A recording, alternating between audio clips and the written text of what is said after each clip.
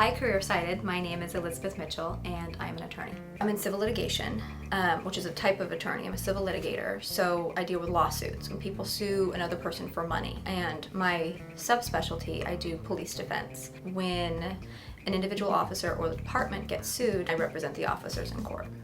The vast majority of my cases are guys that were doing exactly what they should have been doing and are getting sued for it. If I'm in trial, I'm in court the whole day. On trial, you're picking a jury, you're cross-examining witnesses, you're putting on your own witnesses, you're arguing to the jury. I think that's the most fun. It's what everybody works towards is trial. If I'm not in trial, I could be in depositions, meaning something similar to trial where you have a court reporter in there and you're still asking the witnesses questions, but you're not actually in a courtroom. Or I could be working with clients. I could be out in the scene investigating things. If none of that is happening, then I'll be in my office doing a lot of work, research, writing, discovery responses. 60 to 70% of the time I'm in my office. If I'm in trial, I can work as much as 90 hours a week. If I'm not in trial, then I might be working 60 hours a week.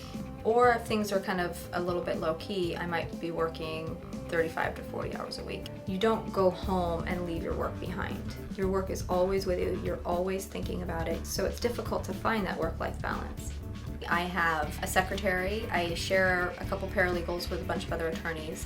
If it's a bigger case, then there'll be more than one attorney that's working on it. I also have a couple detectives that work just with me. So it's definitely more of a team, but I spearhead the team.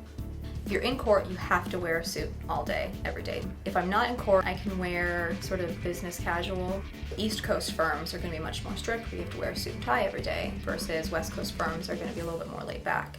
If you're naturally a kind of person that takes other people's problems on yourself and you want to help them out, then law is a good place for you to be. You need to be comfortable speaking in public, and as well as having those argumentative and persuasive skills.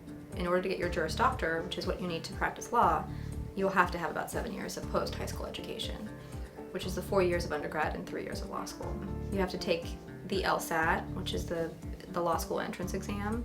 Doing well in the LSAT, plus your grades, will get you into good law school. Academics is really important in the legal field. If you're going to practice law, you don't have a choice. You have to be a member of the bar.